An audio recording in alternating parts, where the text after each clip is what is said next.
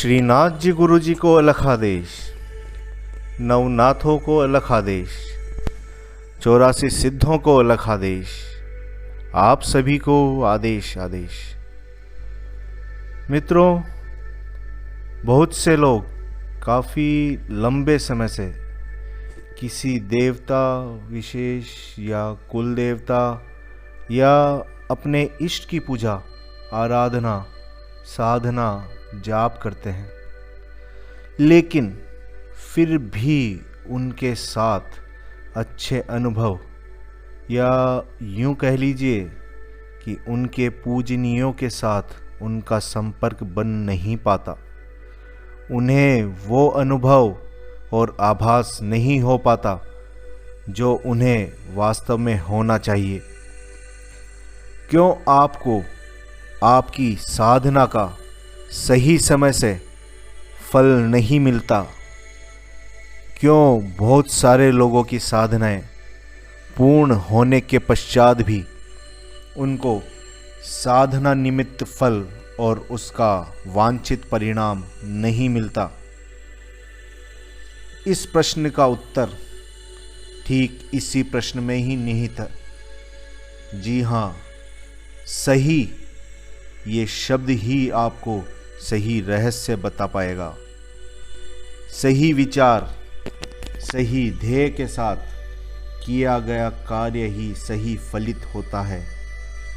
इसका विलोम शब्द मलिनता, अर्थात विचारों में मलिनता।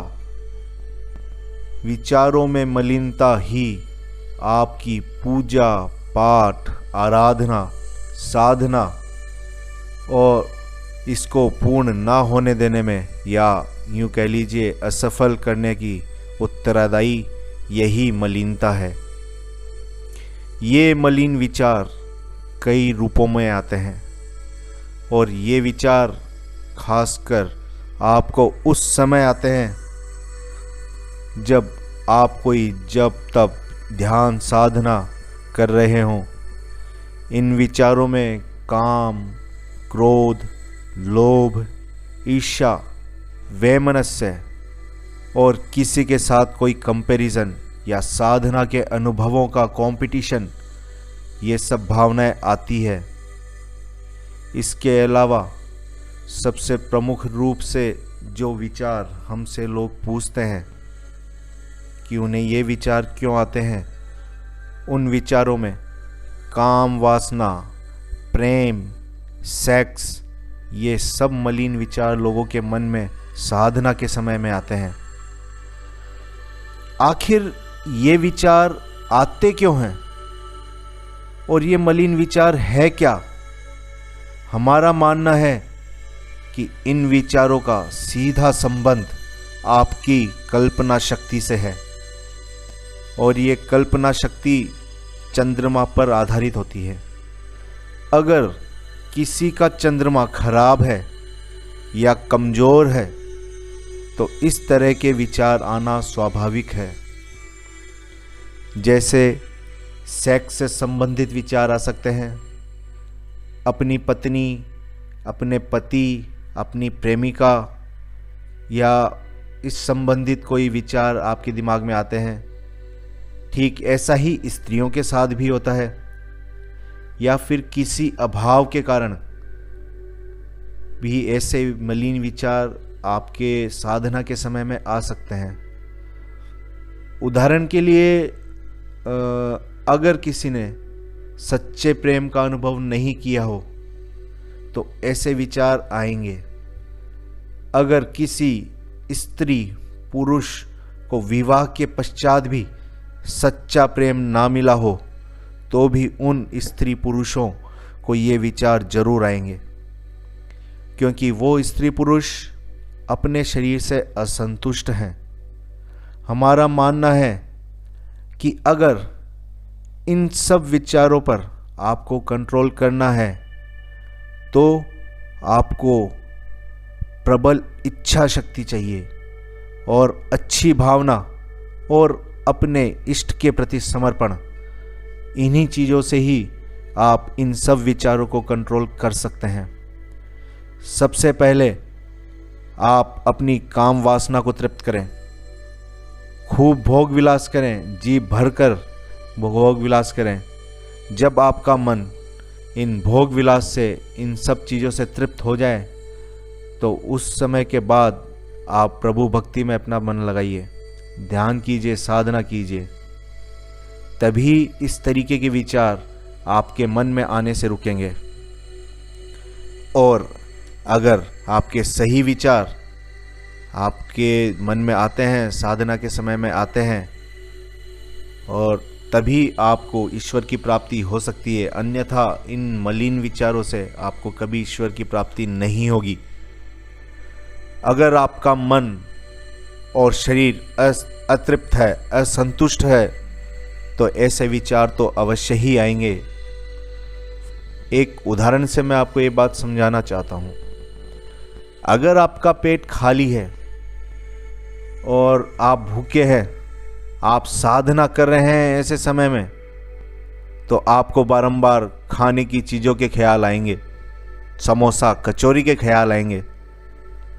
अगर आपको कहीं जाना है और आप साधना में हैं, आपको किसी जगह पर समय से पहुंचना है, आपका मन उस साधना में नहीं लगेगा, प्रभु भक्ति में नहीं लगेगा। आपका मन निरंतर आपकी गाड़ी पर रुकेगा, आपकी मंजिल पर जाके रुकेगा जहां आपको जाना है। आपका मन तो उस समय ईश्वर भक्ति में लगेगा ही नहीं। तो इसके लिए भी आप ऐसे समय का चुनाव करिए जहां आपको केवल साधना करनी है, पूजा आराधना करनी है। अब मलिनता क्या होती है, इसके लिए भी आपको एक उदाहरण से समझाते हैं। जैसे कोई आदमी जब मर जाता है, मरने के बाद मलिन, साफ या सीधा तरीके से मुक्त होता है। जो आदमी मलिन होता है वो भूत प्रेत बनता है। तो मरने के बाद, भूत प्रेत बनने के बाद उसके साथ गंदगी चिपकती रहती है। गंदगी का मतलब वो इंसान जीते जी गलत काम करता हो, उसका आचरण, उसका व्यवहार, उसकी मतलब व्यवहार शैली ये गलत हो, तो मरने के बाद भी वो आत्मा गंदे विचारों वाला ही होगा। जो काम उसने जीते जी किया हो वही काम वो मरने के बाद भी करेगा। विचारों की गंदगी या गंदे गलत विचार ही मलिनता होती है। इसके अलावा अगर किसी के ऊपर या किसी के आसपास नेगेटिव एनर्जीज हों तो भी आपके मन में गंदे विचार, ये मलिन विचार आते हैं। मलिनता का अर्थ ये है कि कुछ काले अंश या यूं कह लीजिए स्पॉट्स, डॉट्स आपके शरीर पर चिपकते हैं, उसी को हम मलिनता कहते हैं। अब ये स्पॉट्स, ये डॉट्स आपके विचारों के रूप में भी हो सकते हैं। अब प्रश्न आता है कि ये विचार आखिर आते क्यों हैं। कई बार हमारे दिमाग में हम जिन देवी जी की या देवताओं की या जिस इष्ट की या जिनकी भी आप आराधना साधना कर रहे हैं, कई बार उनके प्रति भी हमारे मन में गंदे विचार आते हैं, मलिन विचार आते हैं। कई बार हम ऐसी चीज़ें देखते हैं, हमारी संगति ऐसे लोगों के साथ हो जाती है या हमारे कुछ मित्र ऐसे हों जिनके विचार और आचरण मलिन हो, या हम ऐसे क्षेत्र में हों जहां का आचरण और कर्म मलिनता वाला हो, या कोई चरित्रहीन लोगों के साथ जाने अनजाने में लगातार हम संपर्क में हो, तो भी उनके जैसे मलिन विचार हमारे विचारों के साथ मिलके हमारे विचारों को और सोच को मलिन कर देते हैं। और ये एक स्वाभाविक सा प्रोसेस है जिससे हमारे विचार भी उन विचारों के साथ मिलके अपने आप स्वयं तो मलिन होने लगते हैं। तो इनसे बचने का और इन विचारों को शुद्ध करने का उपाय यही है कि आप जब भी साधना में बैठें, आराधना में बैठें, तो मानसिक जाप करें, ध्यान करें और ये मन में विचारें कि अब मेरे मन में ये गलत विचार नहीं आएंगे। अगर कोई विचार आपके दिमाग में आता है तो आप उसे उसी क्षण अपने मन से साफ कीजिए। फिर ये सोचिए कि मुझे गलत नहीं सोचना है।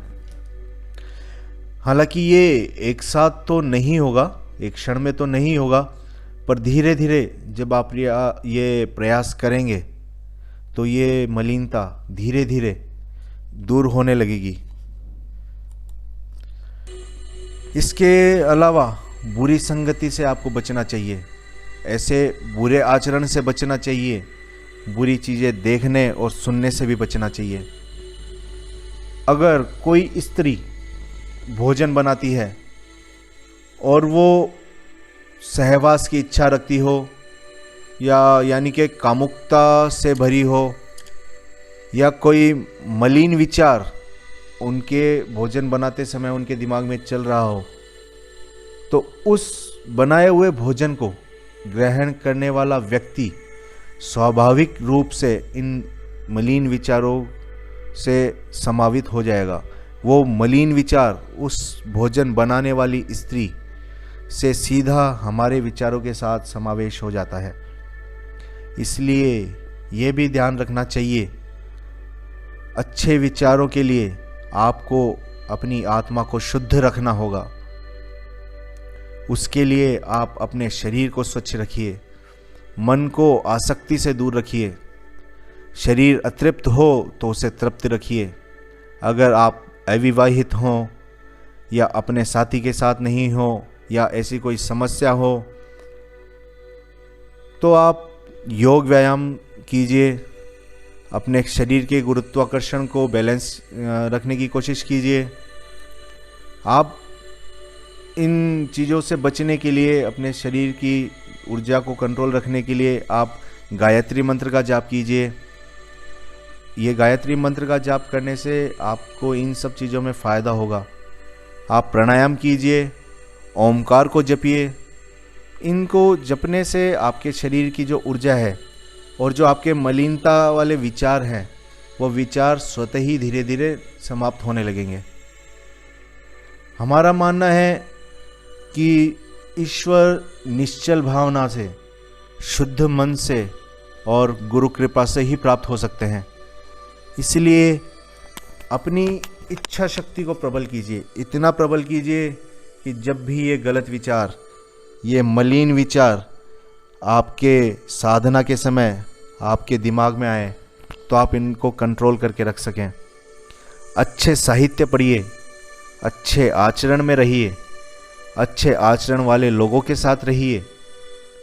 अच्छा सोचना चाहिए और हमेशा अपना एटीट्यूड पॉजिटिव रखना चाहिए। और एक महत्वपूर्ण बात जो शायद आपको इन सब मलिन विचारों से बचने में मदद करेगी, साधना करते समय अपने विचारों को, अपने दिमाग को केंद्रित कीजिए अपनी श्वास प्रक्रिया के ऊपर। जब आप यहाँ अपना ध्यान केंद्रित करेंगे तो ये जो मलिन विचार जो आते हैं इन सब से आपका ध्यान हटके आपका ध्यान श्वास प्रक्रिया पे लगेगा, जिससे मलिन विचार नहीं आएंगे। बस आज के लिए इतना ही। अगर आपको इस संबंध में और जिज्ञासा है, आप और जानना चाहते हैं, तो आप हमें कमेंट कीजिए। हम कोशिश करेंगे आपकी जिज्ञासा शांत हो। बस आज इतनी ही बात कह के मैं अपनी वाणी को विराम देता हूँ। जय रुद्रकाली, अलख आदेश। आप सभी को आदेश आदेश।